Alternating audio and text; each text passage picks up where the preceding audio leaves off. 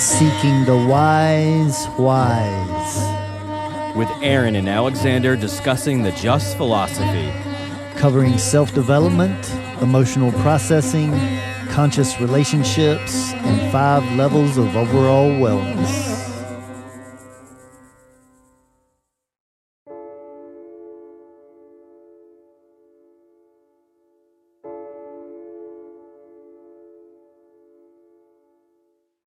Wise, Inward Journey, Episode 9, Tools of Divination and Disappointment.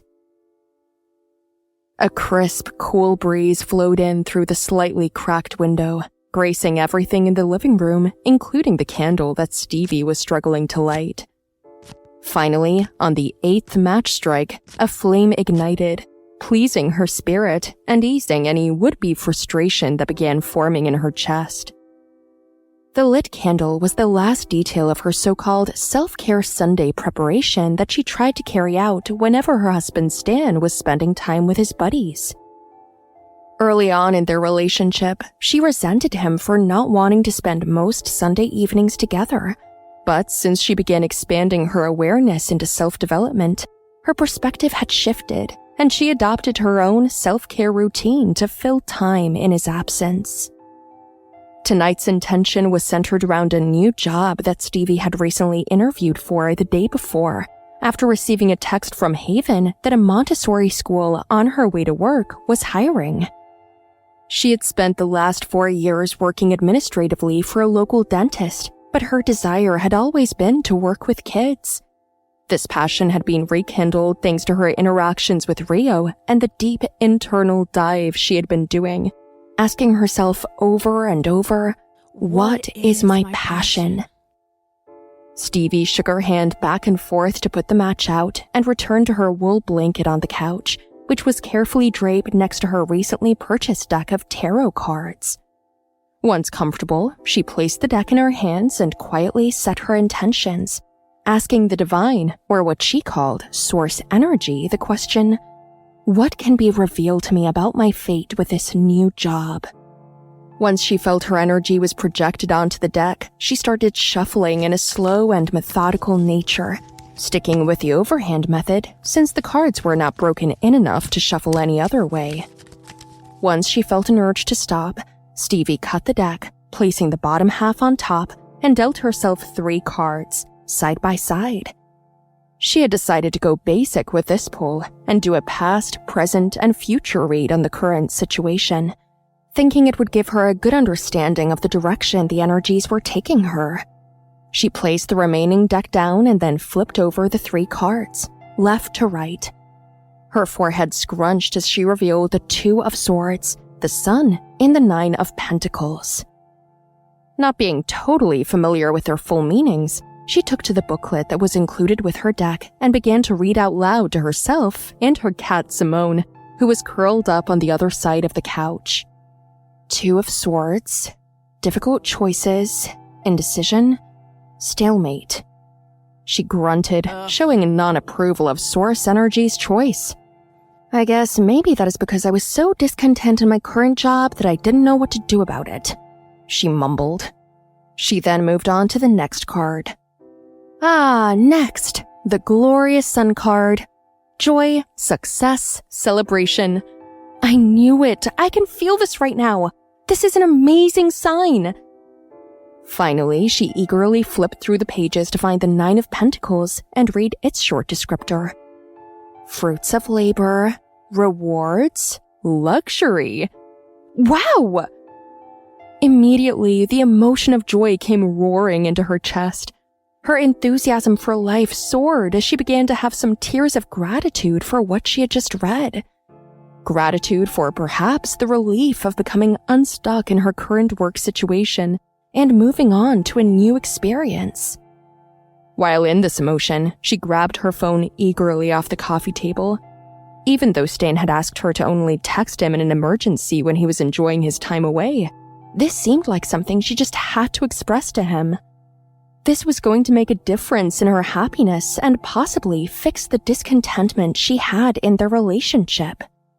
With these thoughts running through her head, Stevie hit the send button and her message of, I'm getting the job. My intuition is right. XOXO. Disappeared into the ether towards Stan's location.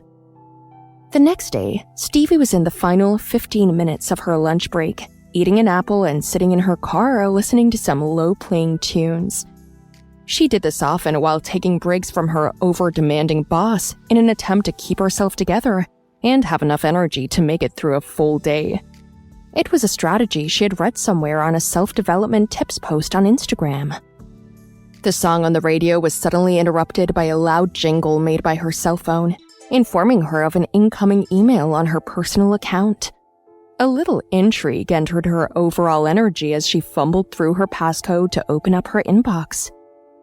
There it was, an email from the company she had just interviewed for her potential dream job.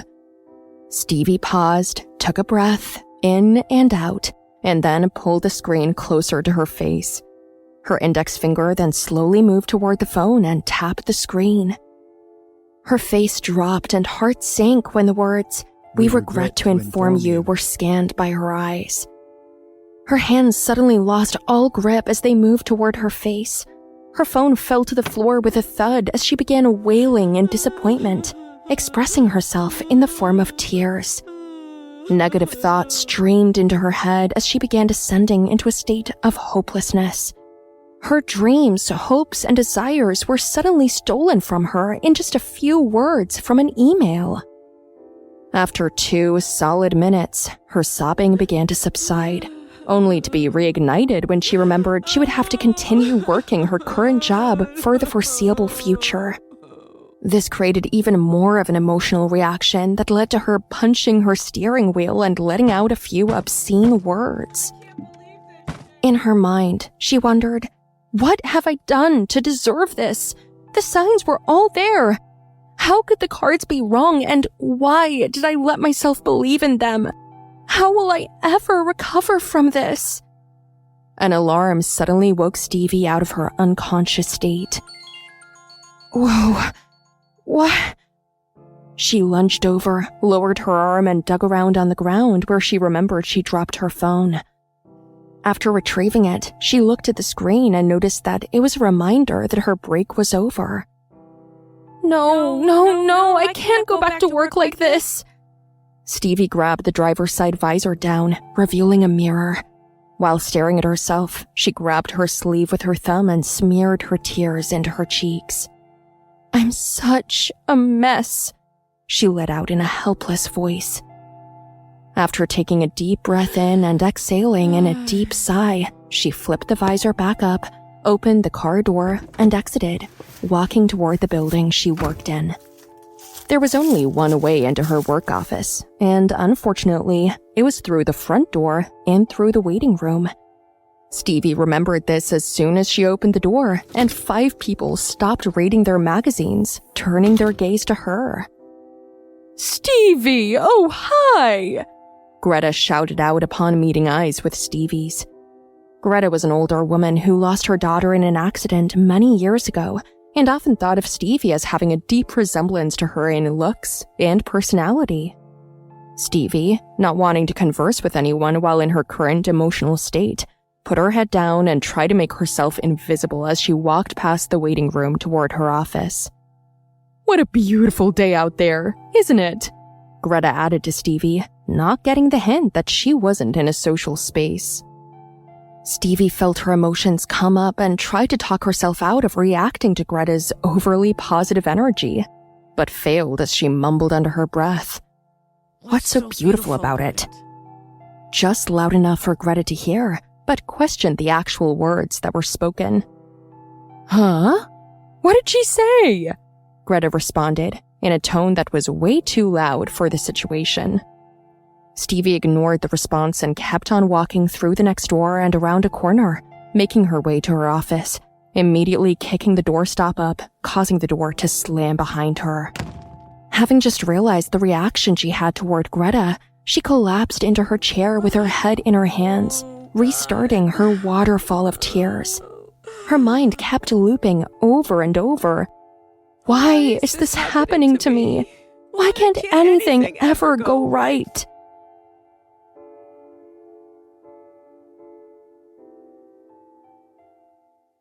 Well, Alexander, I've been waiting a long, long time for this story to come up in our timeline because this was one of the first ones that I had written in our kind of brainstorming before this podcast really became what it was. Yep. And it encompasses a lot of my experiences around using tools and buying into my biases while using them, and then having those ups and downs when my experiences after that don't match what I thought the tools were telling me. Right. Yes, and this is a very common thing that many people experience, especially when they start dabbling in metaphysics or different ways of looking at things. And some signs can be animals, it can be numbers, it can be somebody from the past calling or dreams. So there's many different types of signs. We even talk about some tools that's used here with the cards and utilizing that, the tarot cards. And there's also, astrology. And so there's many, many different types of signs that people use. But the question that I typically have for most everyone that this subject comes up around is, are you able to utilize that sign with non-preference? We'll get into, in the complete story, just why that is so important. But it's a little bit of a different view from the manifestor's view, but it does incorporate the understanding of polarity and how important polarity is into how energy works on this plane. So I do look forward to going deeper and deeper into it, but I think that's at least a place to start, to at least plant a seed in people's minds that there is different ways to utilize signs, different ways to utilize astrology, different ways to utilize tarot or any type of tool. So yeah, I know this is a hot subject for you, I think, both from the past and maybe something fairly recent. Yeah, and of course, when we're using these tools, we're trying to do it to get clarity on maybe a preference that we have. And so if we're not using them in a beneficial way, then they're kind of having the opposite effect, right? Yes, because a lot of tools create frustration for people. And a big key to that is if you have a preference, then more than likely you're affecting the tool of whatever that is. And then that brings in possibly a lesson that you need to learn. So, when the subject of manifestation comes up around me, I like to suggest that we both manifest things that we want and things that we need. And what we want and what we need isn't always in alignment. And so this is what creates that disappointment or expectation. And disappointment can only exist with expectation. And this is the difference between expectation and living with intention, is you don't carry that preference. And we may even need something before we can get what we want. So it's never that easy of, I just need what I want, because maybe you're not ready. Maybe it's not the right time. There are so many variables that are important, and that is the importance of staying out of having a preference, or trying to at least, because essentially we're not seeing things clear. Only like we could talk about source energy or God or our higher self can really see more than what we can, because we're going blind and we don't know how far along we truly are in our development in order to attract something that we really want. And many times, a couple of doors may have to close before the one that is really right for you has to open up. So that's the thing about using tools, and why the non-preference is important, is not taking a door closing, say at a job that you thought that you really wanted, as anything negative. You can choose to be thankful for it and say, well, obviously that wasn't the one for me, so I'm going to go to this next one. And getting no's or getting rejected does not have to be a negative experience. It can be a very spiritual or religious experience for people that are really tapped into that, of using the sign to truly direct them to where they need to be, rather than directing them to where they want to be right then, right now, at this particular point in time. And that's where a lot of frustration and friction comes in. So this episode began with Stevie kind of setting up what she called her self-care Sunday, because Stan was with his buddies. And she had the candles going and maybe some essential oils. So she was getting in that mindset, to be grounded and to create space for her to do her tarot reading. She created her intention. And one thing that the story describes is kind of like the tarot deck is new. And she even had to shuffle it the normal way. She couldn't do like a bridge because it was too new. And even in past episodes, she brought in like how she was just getting into tarot. So we know that it's a new phenomena for her, but yet here she is using it to kind of clarify like a major decision for her. And maybe she felt like there are signs that even outside of the tarot that she's meant for this job, because maybe that question of what is your passion keeps coming up for her. And she went deep internally and figured out what it was. And now maybe she thinks, now I'm ready to do this. And so maybe that even played a little bit into it. I wanted to just ask the question about utilizing tools before we have a good sense of how to use them. Yes, just looking at it as anything else, that in the beginning it's practice. Like if anybody's ever learned to play an instrument, you don't just start playing songs right away. You want to, but the way that the energy really works is that you work at something long enough to build it, to create it. And so in this situation, I mean, there's only been, a few weeks that have passed since this just came to her attention with a conversation with Rio. And yes, she got the message from Haven that she probably took as a sign. But I say, yes, they're all signs. They're all signs, but when they don't go in a direction that you prefer and you choose to see it as a negative sign or that you misread it, that is correct because you weren't neutral enough to just receive the information. So this is an obstacle for many, many people in using signs, and it's very similar to intuition. Many people have a hard time understanding that it's challenging to trust your intuition completely until you're able to truly manage your emotions at a very large degree, because many people's intuition is being filtered through an emotion and therefore it's clouded. So sometimes they're on and sometimes they're off.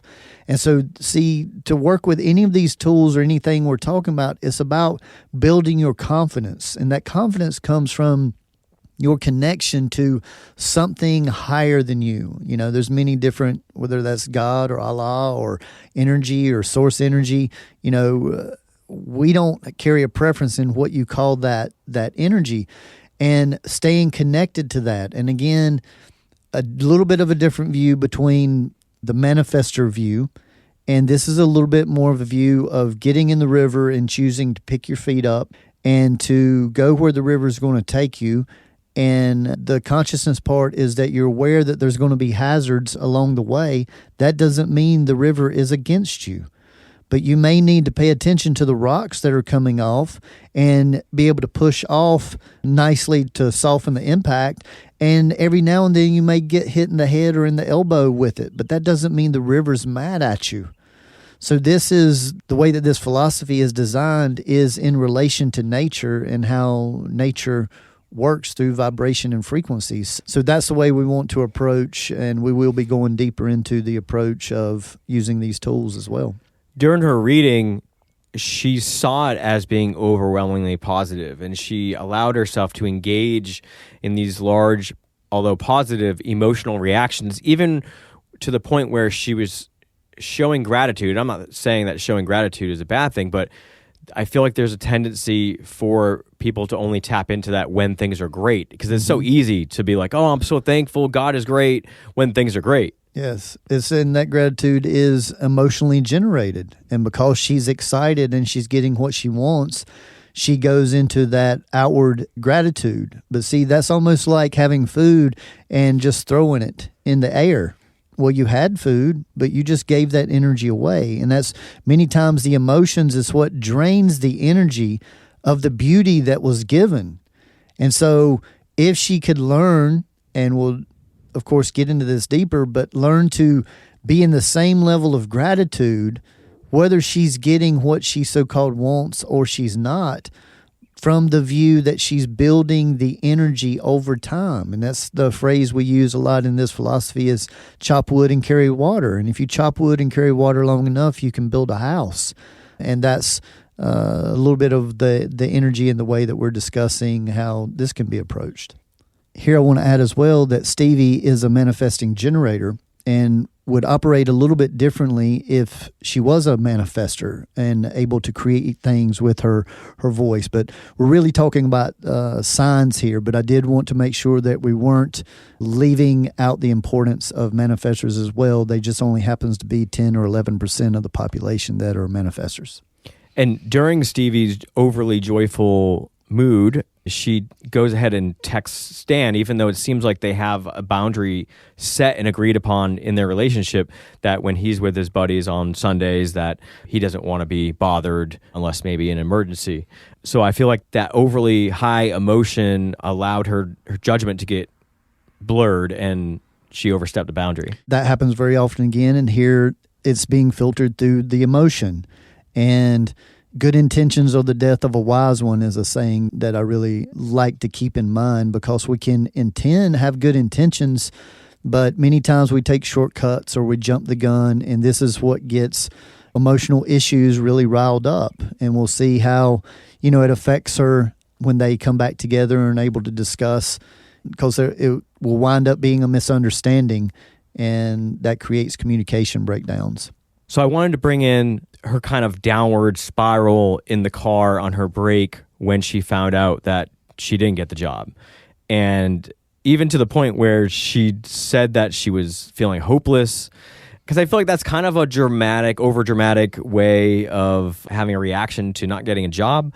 But I feel like the way we discuss emotions and energy here, that was kind of the downfall from having that overly high emotional reaction earlier on the previous day, right? Mm-hmm. Yes, and this is where people can self-sabotage themselves, so to say, that you get so excited, and see, the excitement is an expectation.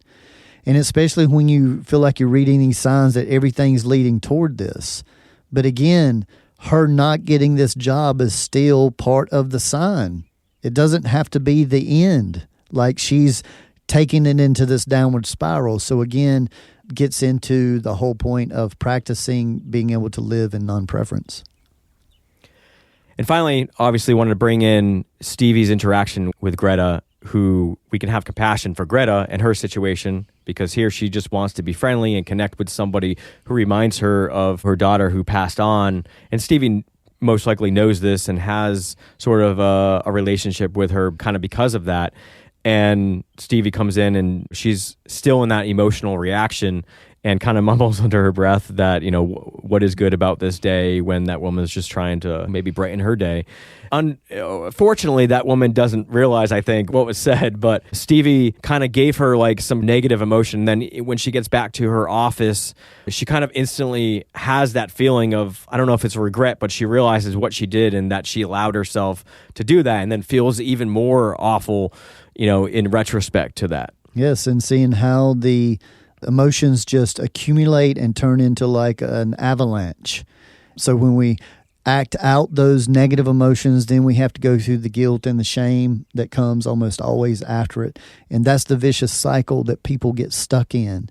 And, we're going to discuss in the full episode some techniques that maybe she could have done in a very short amount of time to have shifted the energy. Because again, this is a situation where she recognized where she was and that she wasn't in a good place, but she had to go through this specific way to get in, and she happened to interact with somebody or resist interacting. And so see, our emotions don't just affect us. They ripple out into everywhere we're at. And that may create some sadness in that older lady. And then she's got to go home, and possibly she's going to be by herself. And that was one thing that she went out to do today, and she got rejected.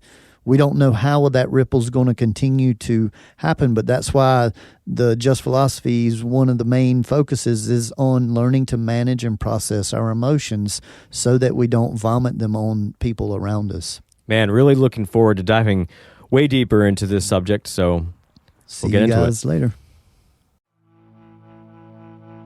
Thank you for listening to this free version of our Inward Journey story series. To hear the complete conversation and go deeper into how these characters can bring in more consciousness, utilizing the tools and techniques of the Just Philosophy, head on over to wisewisepodcast.com and become a premium member.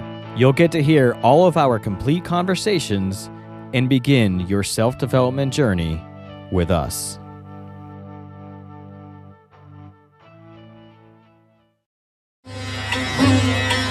We honor your dedication to self-growth, overall wellness, and continuing to ask the wise whys. And remember, gradual changes over long periods of time equals lasting results.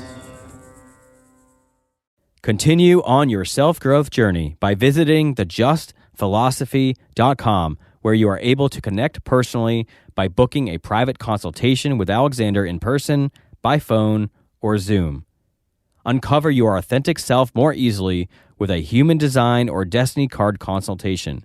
Here you will gain information about your energetic makeup, personality, and your higher self, as well as navigating your way through your relationships.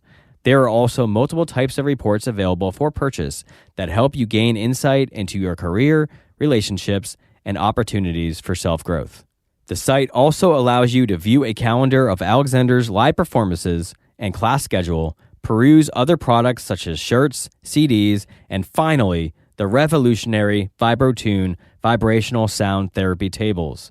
These contoured therapy tables allow you to bathe in a vibrational sonic bath of frequencies, bringing you into alignment on all levels.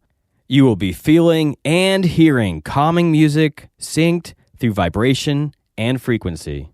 So again, you can grab all this goodness at thejustphilosophy.com, thejustphilosophy.com. The Just Philosophy, as discussed in this podcast, has been developed by Alexander over the last 25 years in his personal studies, private practice, and professional environment. The information discussed is intended for educational purposes only and is not meant as a replacement for conventional medicine. Just remember, knowledge plus experience equals wisdom. Seek the wise. We want to thank you for working on you. Keep shining your light and refining your vibe.